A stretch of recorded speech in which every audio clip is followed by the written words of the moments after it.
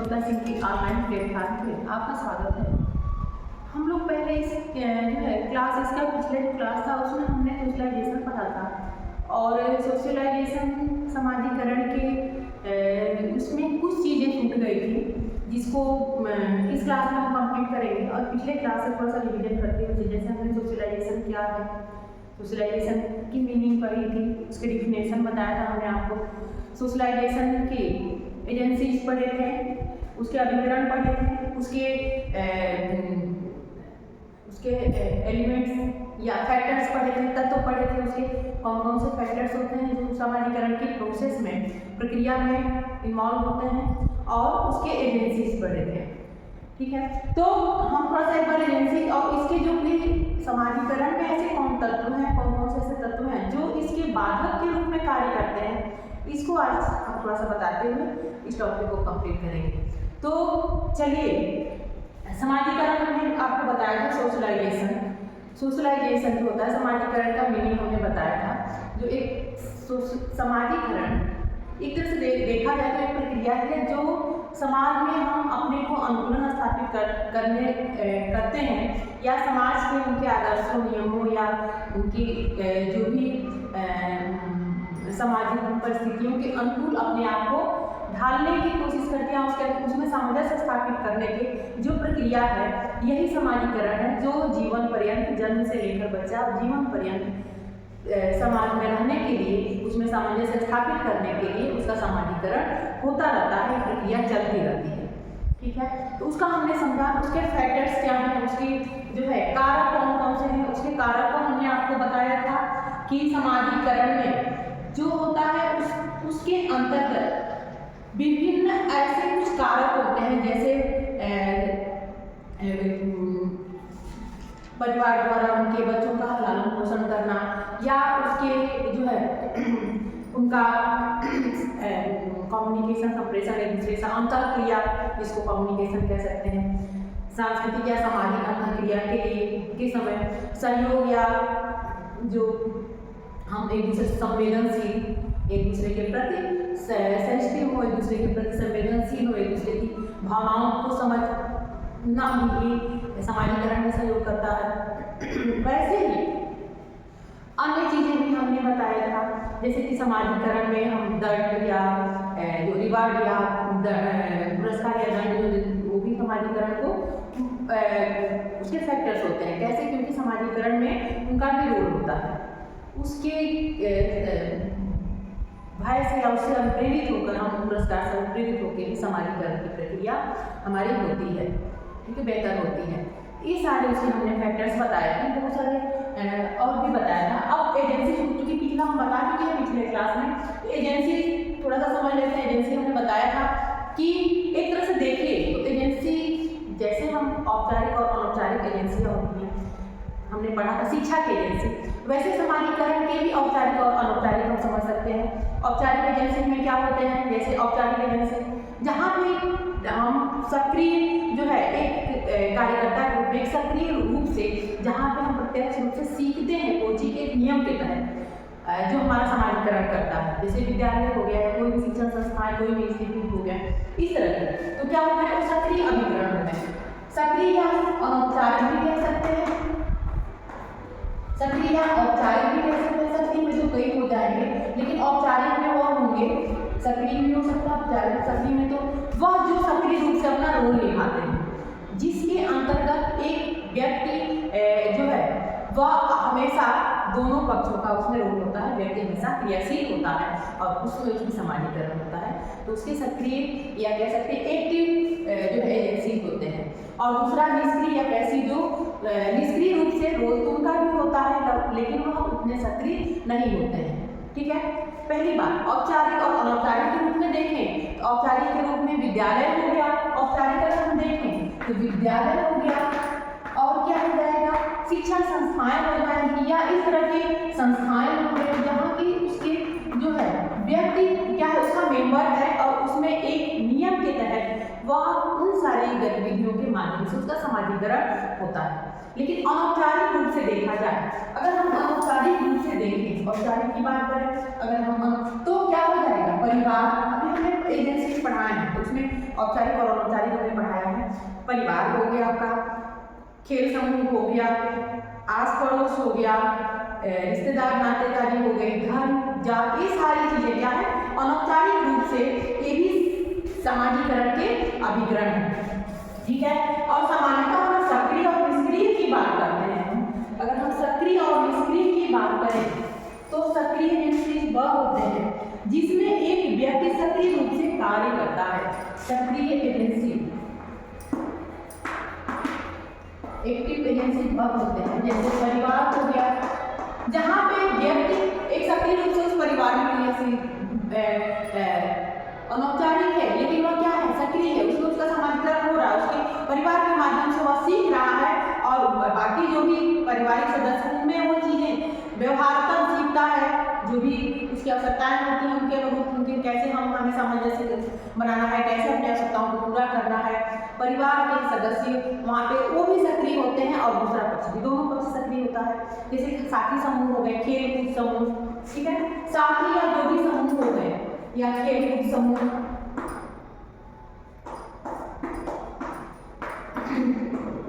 और क्या हो जाएगा, खेल कूद समूह हो गए, इसके सब विद्यालय हो गए, क्योंकि यहाँ पे जो है हम सक्रियता की बात कर रहे हैं।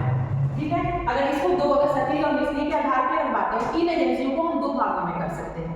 ठीक, विद्यालय हो गया या ऐसे इस तरह के जो है अन्य वर्ग व जाति हो गई,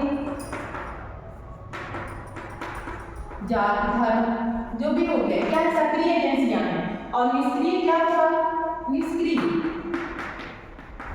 निष्क्रिय जिसको पैसिव कहेंगे, निष्क्रिय एजेंसी क्या हो जाएंगे। अब निष्क्रिय में वह सारे जैसे मास मीडिया हो गए, मास मीडिया यानी संचार माध्यम, जैसे संचार माध्यम हो गया, संचार माध्यमों में क्या आएगा, टीवी,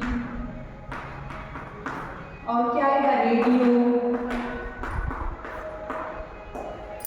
दूरदर्शन, इन सारी चीजों से, फिल्म, इन सारी चीजों से क्या हो गए, पत्र पत्रिकाएं, संचार माध्यम, पत्र पत्रिकाएं,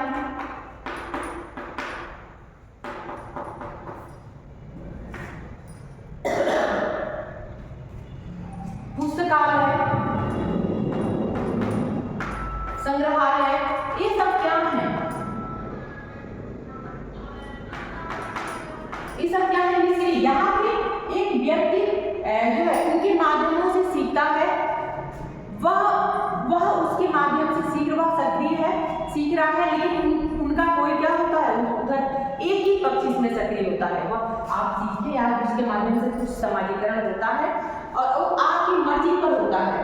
इसमें जरूरी नहीं है कि आपका समाजीकरण हो ही, लेकिन इनके ये भी कहीं ना कहीं समाजीकरण में अपनी भूमिका निभाते हैं। इनके माध्यमों से व्यक्ति जो है बहुत सारे व्यवहारों को सीखता है, आदर्शों को सीखता है, नियमों को सीखता है, वहाँ वो उसकी गतिविधियाँ होती रहती हैं। तो ये हो गया निष्क्रिय या जिसको पैसिव और एक्टिव एजेंसी, जो हमने आपको बताया। हमने नॉर्मली एजेंसी बता चुके हैं हम आपको कि कौन कौन सी एजेंसियाँ होती हैं समाजीकरण के, और जिसमें से विद्यालय और परिवार की अहम भूमिका होती है। ठीक है, हमने ये भी बताया था। अगला आता है कुछ बैरियर्स होते हैं, कुछ इसकी बाधाएं होती हैं इससे समाजीकरण की, बाधक तत्व होते हैं, इसके बाधक तत्व होते हैं कुछ। अब कौन कौन से ऐसे बाधक तत्व होंगे समाजीकरण में, कुछ ऐसी परिस्थितियां होती हैं जैसे पारिवारिक परिस्थितियां,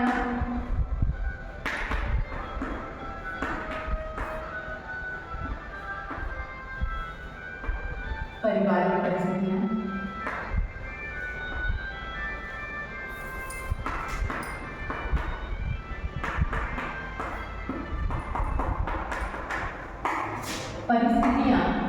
ऐसी सिचुएशन, जैसे अब पारिवारिक कुछ परिस्थितियां क्या होगी, जैसे बच्चों के बाल्यावस्था, बच्चों के परिवार में कलह या परिवार में बच्चों के प्रति जो है दुर्व्यवहार, बच्चों के मानसिक रूप से उनको संतुष्ट न करना, कुछ ऐसे पारिवारिक जो है परिवारों में विघटन, या माता पिता का अलग होना, ये सारी चीजें क्या है, ये पारिवारिक परिस्थितियां इनके समाजीकरण में कहीं ना कहीं बाधक होते हैं। दूसरी उनकी सांस्कृतिक परिस्थितियां हो सकती हैं, सांस्कृतिक कल्चरल कुछ सांस्कृतिक परिस्थितियां भी होती है। व्यक्ति आगे जैसे जैसे बढ़ता जाता है समाज में, अगर वह उसके कल्चर से अलग कल्चर में उसका परिवेश होता है तो वहाँ उसके समाजीकरण होने में या समाजीकरण की प्रक्रिया में बाधा पहुँचती है, क्योंकि वह अपने कल्चर के अनुसार उसके व्यवहार होते हैं, अपने कल्चर के अनुसार, अपनी संस्कृतियों के अनुसार उसकी जो है वह आदतें बन जाती हैं और उन आदतों में परिवर्तन करना क्या होता है, कठिन होता है। ये भी कहीं ना कहीं बाधक होती है।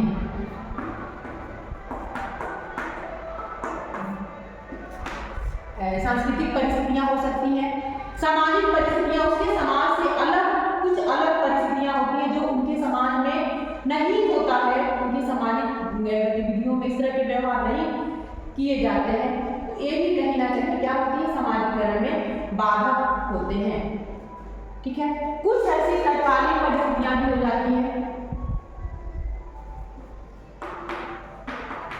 कुछ व्यक्ति कभी कभी जो है बच्चा मान लीजिए उसको मानसिक रूप से अस्वस्थ है या शारीरिक रूप से कहीं अस्वस्थ है, अन्य व्यक्तियों के जैसा वो सामान्य नहीं है, उन परिस्थितियां समाजीकरण नहीं कर पाती हैं, बाधा पहुंचाती है। कैसे?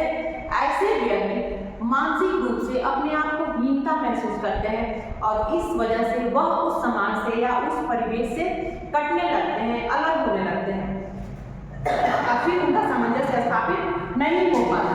तो इस तरह से कुछ परिस्थितियां, कुछ बाधक तत्व हैं, जैसे पारिवारिक कलह, परिवारों का विघटन या सांस्कृतिक जो है परिस्थितियां, संस्कृतियों का अलग होना या नई संस्कृति में जाना या व्यक्ति का मानसिक रूप से अस्वस्थ होना या शारीरिक रूप से अस्वस्थ होना या सामान्य नहीं होना, ऐसे लोग या गरीबी, इस तरह के परिवेश, गरीबी या पारिवारिक जो है उनकी आर्थिक परिस्थितियां भी हो जाएगा, आर्थिक परिस्थितियां कि वह अपने आप को अन्य लोगों से क्या समझता है, अलग समझता है या हीन भावना का शिकार हो जाता है और इस तरह से व्यक्ति सामान्यतः समाज में अपने को स्थापित नहीं कर पाता, सामंजस्य स्थापित नहीं कर पाता और यह उसका समाजीकरण स्वाभाविक रूप से नहीं होता है।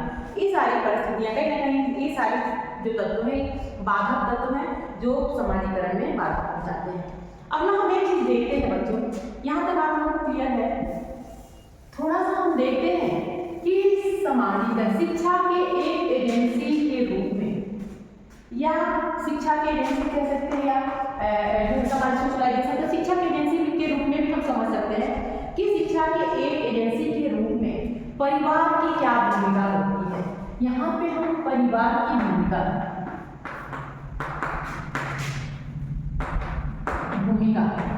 किस रूप में, एक अनौपचारिक अभिकरण के रूप में, किस रूप में, एक अनौपचारिक, एक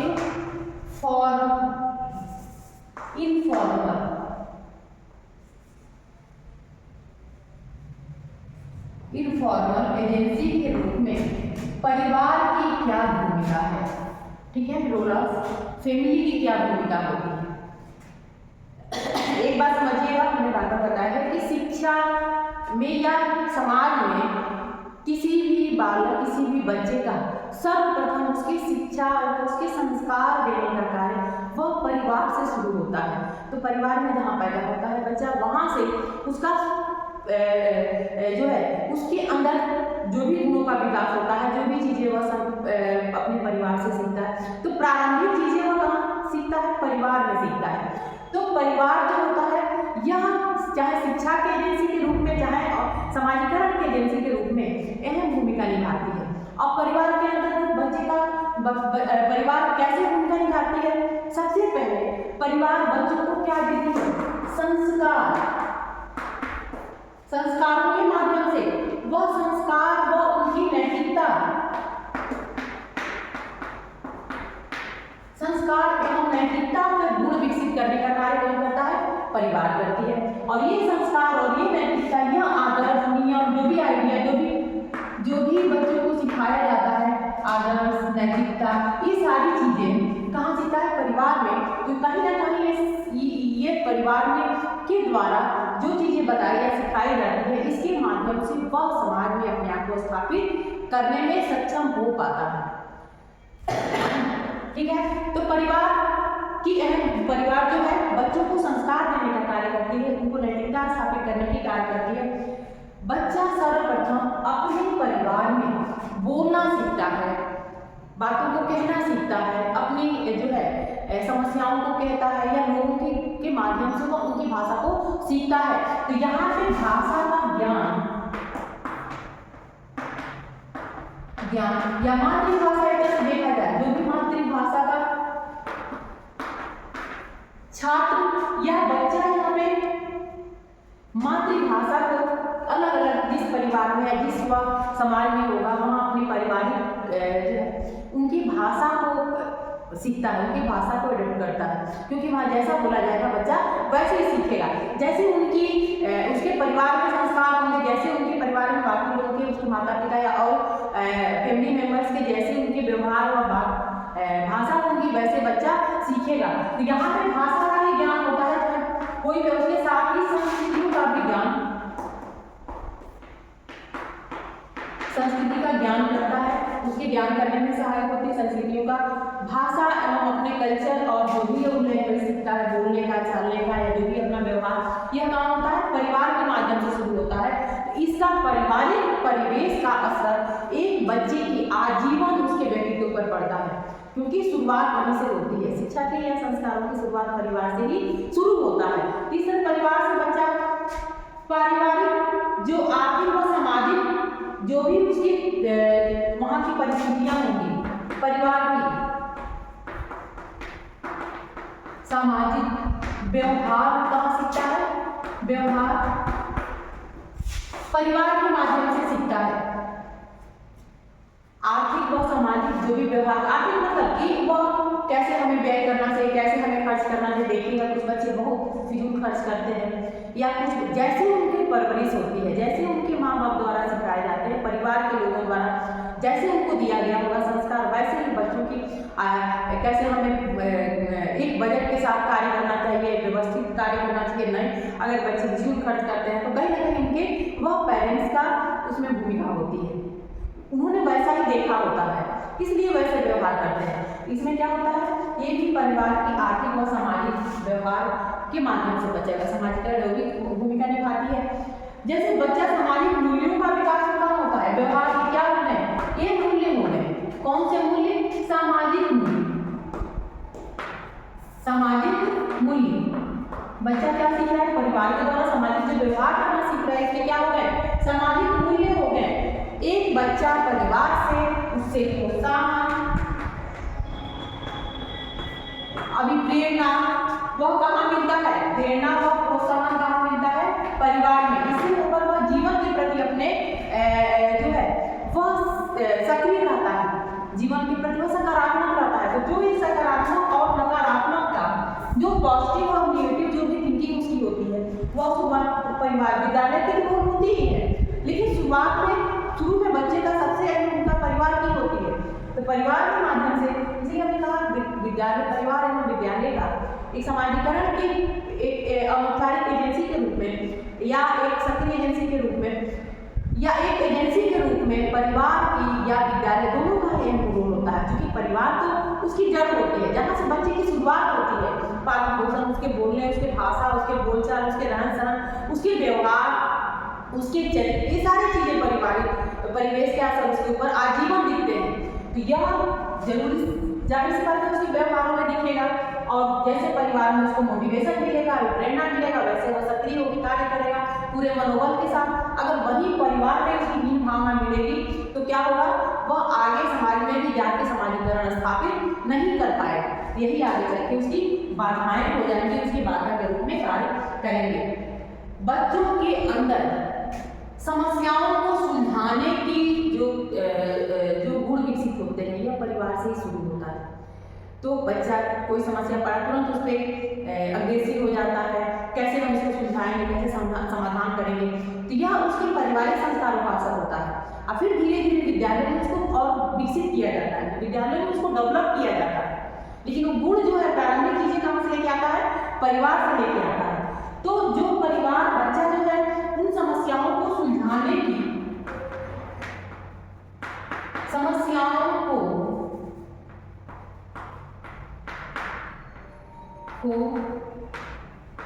सुलझाने की क्षमता कहाँ विकसित होती है? परिवार में विकसित होती है, परिवार के माध्यम से सीखता है। भावनात्मक रूप से उसको समर्थन कहाँ मिलता है? इमोशनली उसको भावात्मक जो है सपोर्ट क्या है उसका समर्थन, जो इमोशनली सपोर्ट उसको कहाँ मिलता है? परिवार में, क्योंकि परिवार से बच्चा उसको प्यार, उसको स्नेह, उसको उस पर विश्वास किया जाता है, तो बच्चे के अंदर आत्मविश्वास पैदा होता है और वह समाज में कोई भी इस तरह की समस्या का समाधान करने में सक्षम होता है। वह तुरंत जो है उसको करने बच्चा उस समस्या को समाधान करने के लिए एक शालीनता के साथ उसको कर लेता है, या उसमें जो भी समस्याएं आती हैं उसमें अपने आप को सामंजस्य स्थापित कर लेता है। तो ये परिवार का भावात्मक समर्थन, प्यार हो गया, स्नेह हो गया, विश्वास हो गया, ये कहाँ से शुरू होता है? परिवार से ही शुरू होता है। जाहिर सी बात है बच्चे के उसके परिवार द्वारा बच्चे के संपूर्ण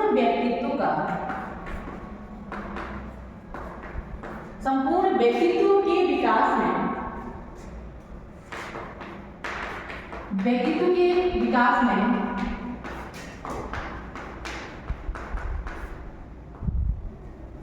सामाजिक विकास कौन करता है? परिवार करता है। इस तरह से बच्चे का एक अगर हम अनौपचारिक एजेंसी के रूप में, शिक्षा के अनौपचारिक एजेंसी के रूप में, या समाजीकरण के एक अनौपचारिक एजेंसी के रूप में, या एक सक्रिय एजेंसी के रूप में अगर हम इसके रोल देखें, इसकी भूमिका को देखें, एक परिवार के माध्यम से बच्चा शिक्षा, संस्कार सीखता है, उसके चारित्रिक विकास होते हैं, उसके नैतिकता, आदर्श, नियम, जो भी पारिवारिक उसके परिवेश होते हैं उसके अनुसार सीखता है। उसके भाषा का ज्ञान, भाषा को बोलना या प्रारंभिक भाषा का ज्ञान उसको परिवार से ही होता है, तो भाषा का ज्ञान प्राप्त होता है। उसकी संस्कृतियों का ज्ञान प्राप्त करता है, संस्कृतियों के बारे में जानता है। आर्थिक और सामाजिक व्यवहार करना सीख जाता है, क्योंकि परिवार का जैसा परिवेश होगा वैसे बच्चे का सामाजिकरण होगा, वैसे उसके जीवन आगे भी वह वैसे ही कार्य करेगा जैसे कि वह सीखने सीखा है। तो चाहे वो आर्थिक दृष्टि से हो या सामाजिक व्यवहार, चाहे आर्थिक व्यवहार हो या सामाजिक व्यवहार। आर्थिक व्यवहार का मतलब समझ सकते हैं कि बच्चे को कहाँ पे हमें कैसे व्यय करना चाहिए, कैसे हमें कार्य करना चाहिए, कैसे अपने हम व्यवसायिक कार्यों को किस तन्मयता के साथ कैसे कर रहे हैं, ये परिवार के द्वारा वह सीखता है, अपने माँ बाप को देखकर, अपने परिवार के सदस्यों को देखकर। तो वैसे परिवार द्वारा प्रोत्साहन या प्रेरणा मिलता है, समस्याओं को सुलझाने की क्षमता भी परिवार द्वारा विकसित होती है। भावात्मक समर्थन जो भी या संपूर्ण उसके व्यक्तित्व का विकास, जो सामाजिक विकास कहाँ होता है? परिवार में होता है। इस तरह से एक बच्चे का जो समाजीकरण होता है, चाहे जो एक एजेंसी के रूप, समाजीकरण एक एजेंसी के रूप में परिवार की अहम भूमिका होती है, और इन सारे गुणों के विकास करने में और इनके माध्यम से समाजीकरण करने में परिवार जो है वह अपनी भूमिका निभाती है।